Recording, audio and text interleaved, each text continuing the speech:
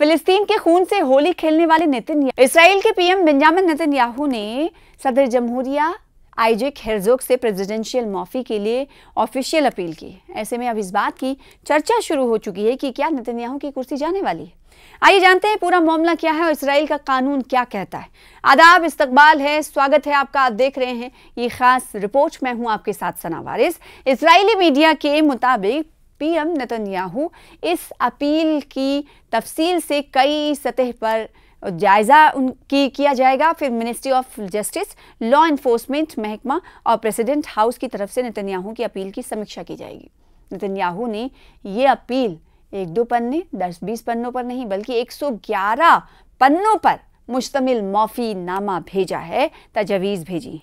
Netanyahu की तजवीज़ file होने के बाद जस्टिस मिनिस्ट्री ने, जी हाँ, जुडिशियल मिनिस्ट्री के पेंशन महकमे में ट्रांसफर किया जाएगा इसको, और इसके बाद जेल विभाग, सेवा, Israeli police, state attorney office, welfare और मेडिकल अथॉरिटीज, साथ ही इन्फोर्समेंट एंड कलेक्शन अथॉरिटी यानी ईडी से इनपुट इस मामले में तफसीली जानकारी इकट्ठा की जाएगी। इसके बाद अमेरिकी क्षमा विभाग न्याय मंत्री को अपनी राय देता है। इसके बाद न्याय मंत्री अपनी सिफारिश देते हैं। अगर किसी तरह का कोई तनाज़ा होता है तो सरकार को मामले को संभालने के लिए किसी दूसरे मंत्रालय को नियुक्त करना होगा। न्याय मंत्री की सिफारिश को प्रेसिडेंट हाउस में कानूनी विभाग को भेजा जाता है, जहां फाइल को रिव्यू किया जाता है। जरूरत के हिसाब से बदलाव किए जाने के बाद इसे राष्ट्रपति के कानूनी सलाहकार को भेजा जाता है। कानूनी सलाहकार फाइल रिव्यू करने के बाद निष्पक्ष राय तैयार करता है और क्षमा विभाग या दूसरी संबंधित संस्थाओं से और पूछताछ कर सकता है। सारी प्रक्रिया पूरी होने के बाद फाइल को राष्ट्रपति के सामने पेश किया जाता है।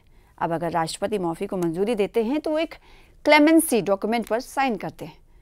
अब सवाल ये उठ रहा है कि नेतन्याहू को कौन माफ करेगा। क्लेमेंसी डॉक्यूमेंट किसी दोषी व्यक्ति को दी जाने वाली माफी, सजा में कमी या क्षमादान की प्रक्रिया के इस्तेमाल पर किया जाता है। इस पर न्याय मंत्रालय के किसी मंत्री का काउंटर साइन होता है। वहीं अगर राष्ट्रपति माफीनामा को कबूल नहीं करते हैं तो एक नोटिस के जरिए आवेदक को ये बता दिया जाता है कि नेतन्याहू पर भ्रष्टाचार के 3 संजीदा इल्जामात लगे हुए हैं। इसराइल में माफी तभी दी जाती है जब दोषी सिद्ध हो जाता है। हालांकि नेतन्याहू पर अभी जो दोष है, कसूर जो है, वो सिद्ध नहीं हुआ है, लेकिन उन्होंने पहले ही राष्ट्रपति से माफी मांग ली है। कोर्ट ने पहले ही कहा था कि माफी मांगने से पहले गुनाह कबूल करना होगा, लेकिन इजरायली पीएम ने ऐसा नहीं किया है। अब आपको बताते कि सुप्रीम कोर्ट ने आखिर कहा क्या था। सुप्रीम कोर्ट ने कहा था कि राष्ट्रपति जनहित या बेहद विशेष परिस्थितियों में दोष सिद्ध होने से पहले भी किसी व्यक्ति को माफी दे सकते हैं। यही कारण है कि नेतन्याहू ने इस हरबे को अपनाया है। नेतन्याहू ने दोष सिद्ध होने से पहले माफी मांगी है। दूसरी जानिब अगर इस्राएली पीएम दोषी सिद्ध हो जाते हैं यानी कसूरवार ठहराए जाते हैं तो फौरन उन्हें अपने ओहदे से इस्तीफा देना होगा। 2020 में नेतन्याहू के ऊपर बदनामी के इल्जाम लगे थे। अमीर सहयोगियों से तहायफ लेकर राजनीतिक लाभ पहुंचाने का उन पर आरोप है। गजा और वेस्ट बैंक में कत्लेआम जारी है।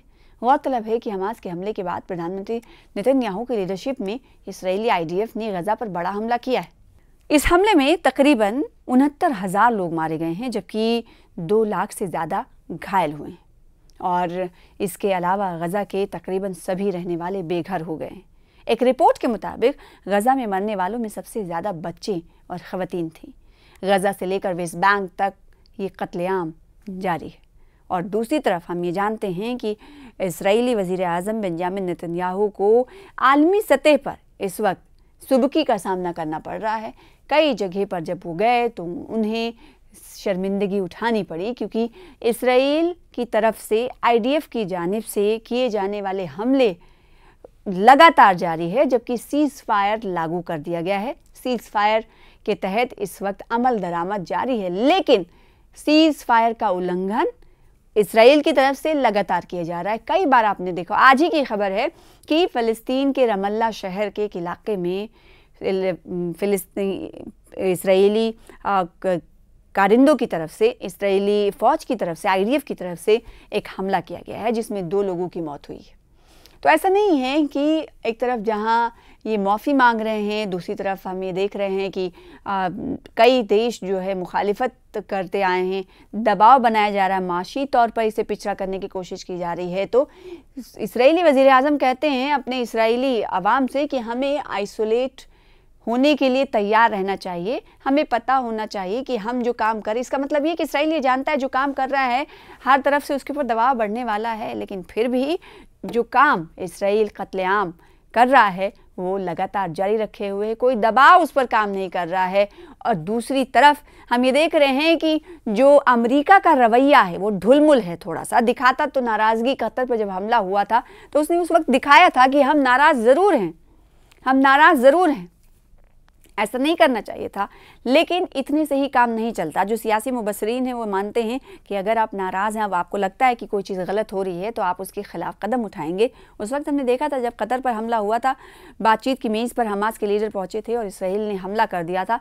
उस वक्त पूरे मशरिक़ वस्ता में हलचल मच गई थी और उस दिन हमने देखा था कि डोनाल्ड ट्रंप ने इसराइल के रहनुमाओं से आनन फानन में बातचीत की थी, जेडी वेंस को भेजा था और फिर उसके बाद उन्होंने कहा था कि ये हमला इसराइल को नहीं करना था। लेकिन उन्होंने कहा ये सही नहीं किया है इसराइल ने। पर इनके स्टेटमेंट पर ध्यान दीजिएगा, उस वक्त इसराइली वज़ीर आज़म के हवाले से ये नहीं कहा गया कि हम आपके ख़िलाफ़ एक्शन लेंगे। तो यही एक बड़ी वजह है कि अमेरिका जो है इसराइल की कहीं ना कहीं पुश्तपनाही करता है। अल समूद फ्लोटेला जो पिछले दिनों अलग अलग ममालिक के समाजी कारकुनान या अलग अलग शोबे हयात से जुड़े लोगों के ग्रुप पर मुश्तमिल कश्ती या जो थी वो इसराइल के भारी विरोध मुखालिफत के बीच भी गज़ा की जानिब गामज़न रही और उन्हें रोकने की कोशिश की गई, उन्हें अज़ियत दी गई। इन तमाम कारकुनान पर IDF के कारकुनों ने जुल्म और ज़्यादती की। जब वो वापस लौटे तो उन्होंने इस तमाम जुल्म और ज़्यादती के किस्से सुनाए, दुनिया के सामने रखे। और दूसरी तरफ कई कॉन्फ्रेंसेस होती रही हैं, EU की बात करें या फिर यूनाइटेड नेशन जनरल असेंबली की बात करें, UNG की बात करें, वहाँ पर बेंजामिन नेतन्याहू कई बार हमने देखा कि इस युद्ध विराम के लगने के बाद जब वो ख़िताब करने पहुँचे थे तो उस वक्त भी उन्हें सुबकी का सामना करना पड़ा था, क्योंकि जो मंदुबीन थे, जो मेंबर्स थे UNGA के, वो बाइकॉट करके इसराइली वज़ीर आज़म बेंजामिन नेतन्याहू की तकरीर को बाहर निकलने लगे और हूटिंग करते हुए बाहर निकले। तो ये कहीं ना कहीं आलमी तौर पर एक सियासी तमाचा था इसराइली वज़ीर आज़म बेंजामिन नेतन्याहू पर के सोच पर। और लेकिन फिर भी इसराइल नहीं माना। जो सिहूनी जो कत्ल गारतगरी चलती आ रही है उसे उसने जारी रखा है।